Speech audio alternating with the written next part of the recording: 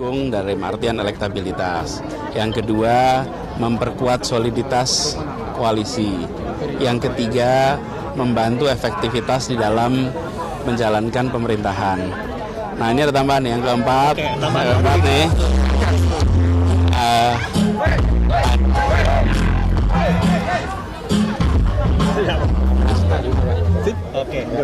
Yang keempat adalah bisa bekerja sebagai duit tunggal, tidak sendiri-sendiri.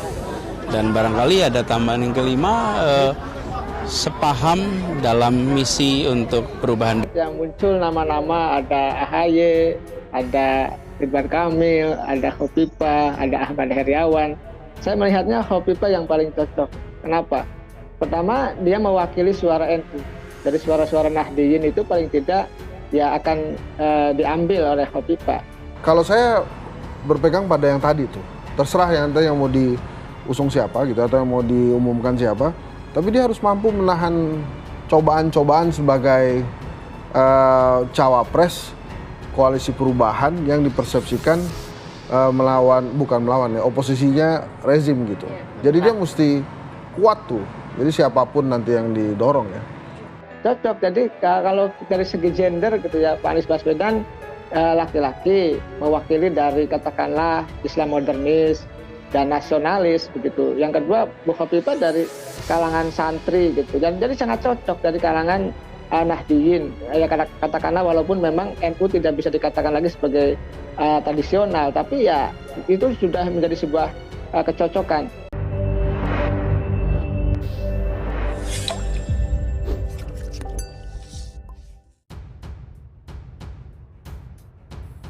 Anies Baswedan kantongi tiket Pilpres 2024.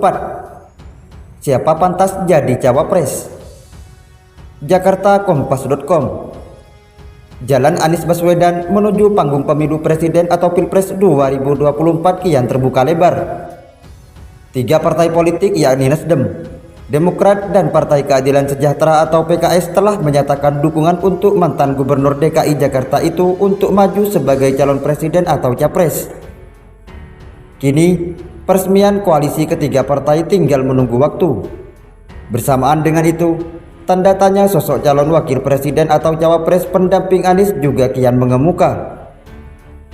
3 partai, nama Anies Baswedan pertama kali diumumkan sebagai bakal capres oleh Partai Nasdem pada awal Oktober 2022.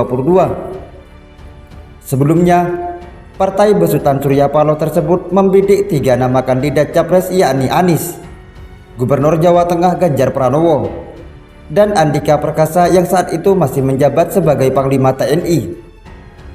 Dari 3 sosok tersebut, nama Anies yang akhirnya dipilih lantaran dinilai yang terbaik. Kendati bakal diusung Nasdem, Anies tak serta-merta jadi anggota partai. Mantan Menteri Pendidikan dan Kebudayaan atau Mendikbud itu juga diberi keleluasaan untuk memilih cawapres pendampingnya. Mau diumumkan siapa? Setelah deklarasi tersebut, Demokrat dan PKS tampak merapat ke Nasdem. Baru-baru ini, Ketua Umum Partai Demokrat Agus Harimurti Yudhoyono atau AHY menyatakan dukungannya buat Anies. Bagi Demokrat, Mas Anies adalah tokoh perubahan dan perbaikan, kata AHY dalam keterangannya, Kamis 26/2023. Terbaru, giliran PKS yang menyatakan dukungan. Partai pimpinan Ahmad Saihu itu rencananya mendeklarasikan dukungan secara resmi ke Anies pada awal Februari mendatang. PKS konsisten menjadi bagian dari koalisi partai-partai pengusung Anies Rashid Baswedan di Pilpres 2024, sehingga koalisi ini memenuhi presidensial threshold 20%. Kata Wakil Ketua Majelis Syuro PKS Sohibul Imam dalam jumpa pers di Bandara Soekarno-Hatta, Tangerang, Senin 30/2023.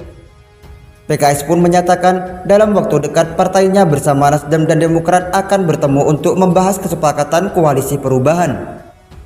Tanda tanya cawapres sejak lama, ihwal cawapres menjadi tanda tanya besar di koalisi perubahan. Bahkan disinyalir rencana koalisi tersebut tak kunjung resmi karena ketiga partai bersikukuh dengan keinginan masing-masing.